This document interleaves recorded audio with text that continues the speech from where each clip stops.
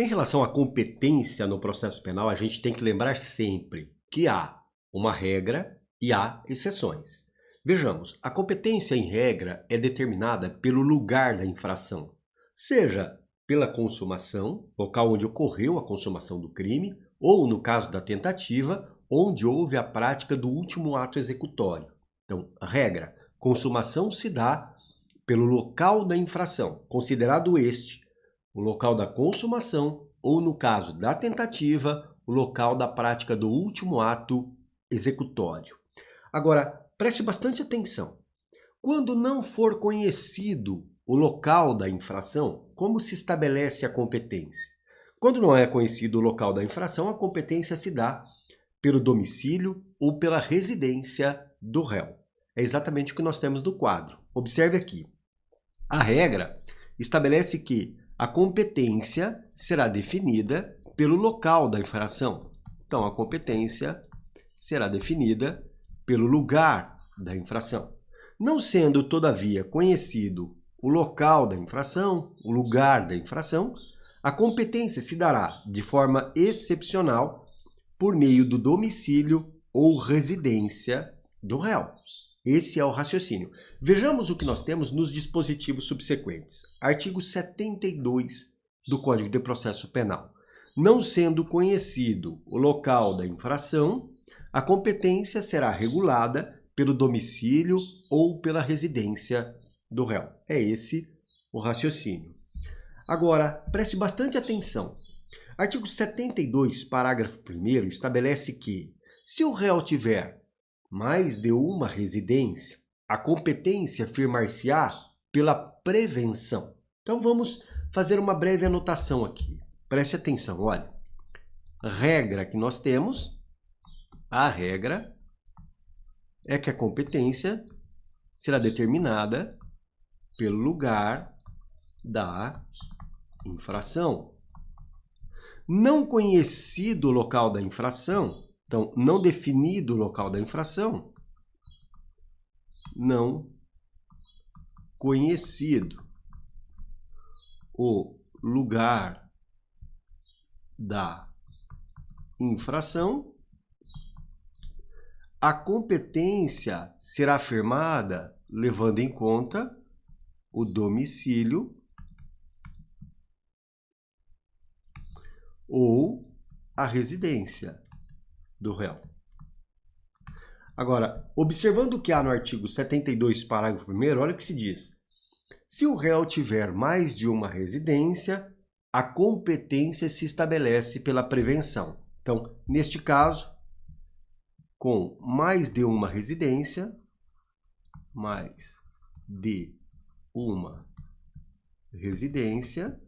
pressupondo que sejam locais diferentes, né? Estabelece-se pela prevenção.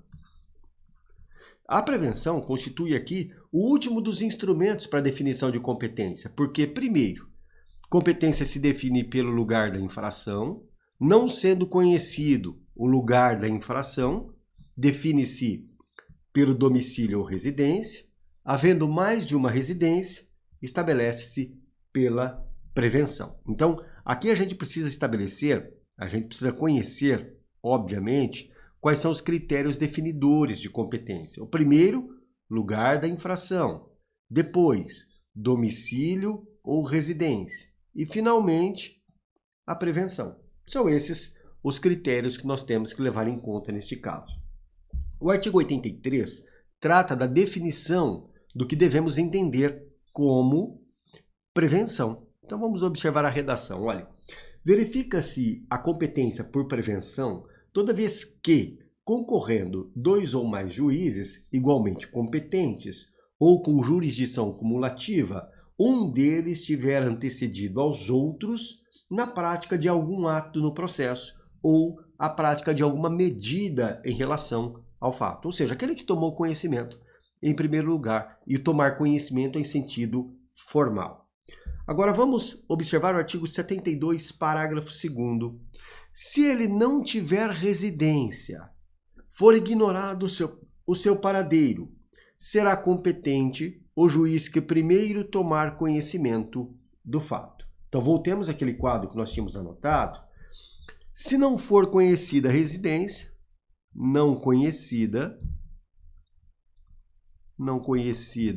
a residência, ou sem paradeiro, a competência se define pelo conhecimento do fato. Ou seja, o juiz que primeiro toma conhecimento do fato será aquele competente para julgá-lo. Aí, isso que nós temos no artigo 72, parágrafo 2º. Artigo 73.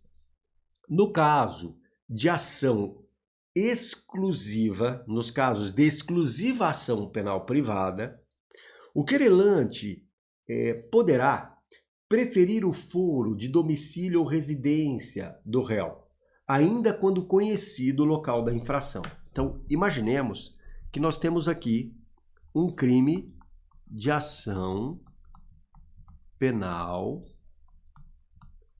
privada. O crime de ação penal privada, e o texto fala exclusiva ação penal privada. O que ele está fazendo aqui? Ele está querendo deixar de lado a ação penal privada, ação penal privada subsidiária da pública. Essa está fora.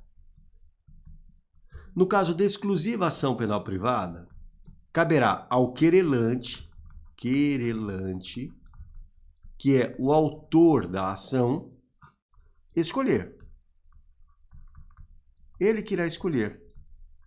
Ele pode escolher entre definir a competência pelo lugar da infração ou, mesmo que o local da infração seja conhecido, pela residência ou domicílio do réu.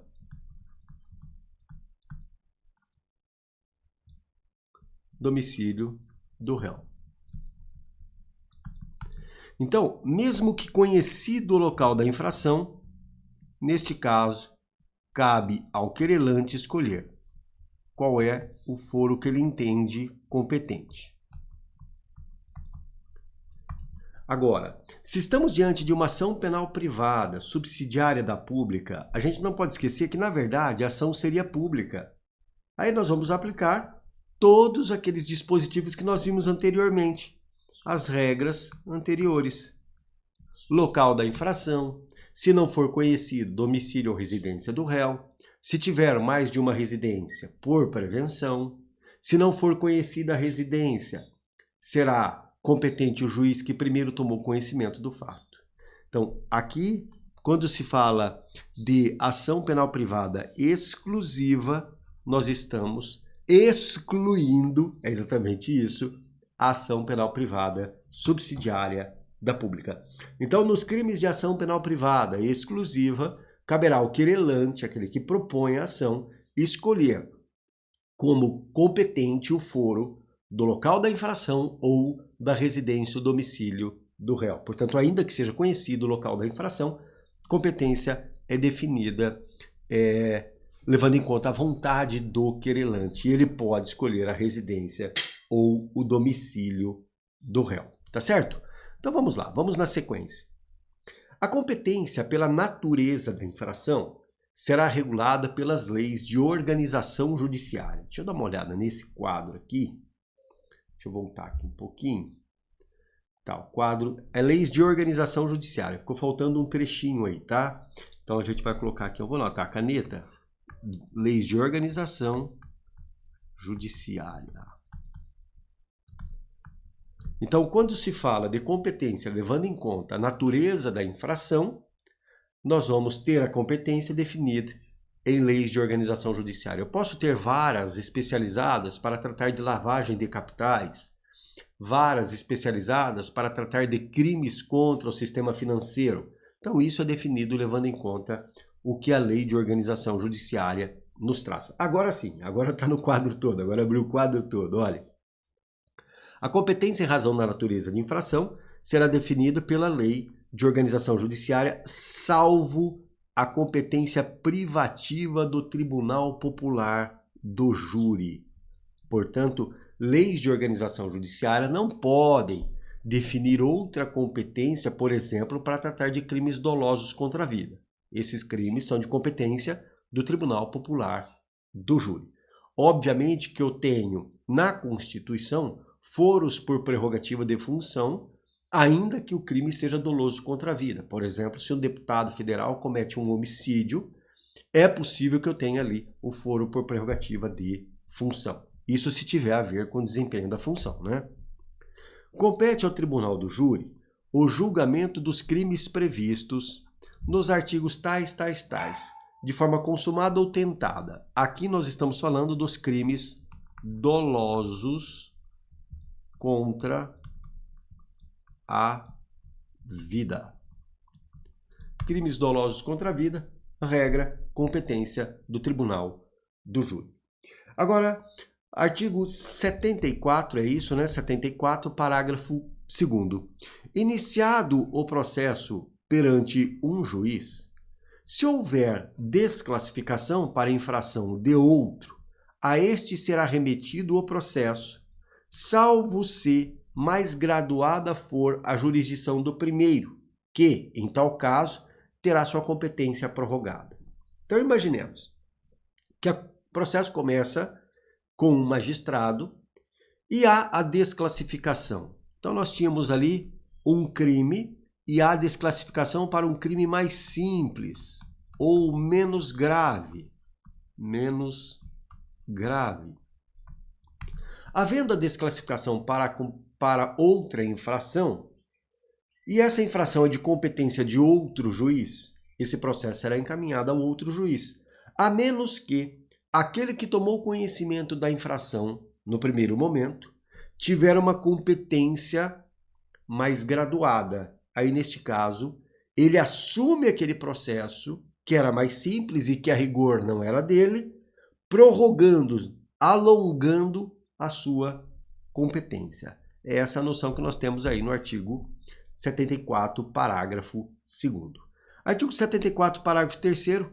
Se o juiz da pronúncia desclassificar a infração para outra atribuída a um juiz singular, observar-se-á o que há no artigo 410. Mas se a classificação for feita pelo próprio juiz do júri, o seu presidente caberá proferir a sentença. Então vamos entender. Imaginemos que o processo começa aqui com um juiz.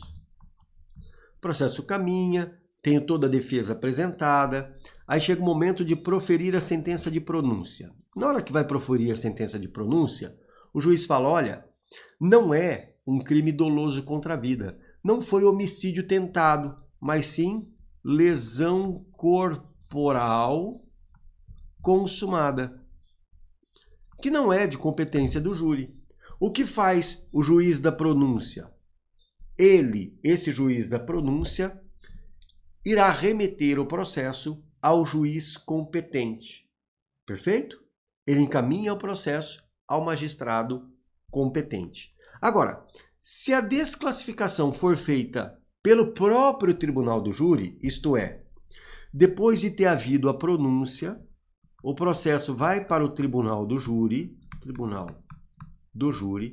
e lá no tribunal do júri, os jurados concluem que não houve homicídio, mas sim uma tentativa, que não houve homicídio tentado, perdão, mas sim lesão corporal, que não seria de competência do júri. O que faz o juiz presidente aqui do júri? Ele profere a sentença. Perfeito? Então, ele, diante da decisão dos jurados falam, olha, não houve um crime doloso contra a vida, não é tentativa de homicídio, mas sim lesão corporal consumada. O juiz presidente do júri irá proferir a decisão, levando em conta o crime de lesão corporal. No caso, lesão corporal consumada, certo? Então, é exatamente isso que nós encontramos em relação a competência observada que nós temos nesses dispositivos. É isso aí.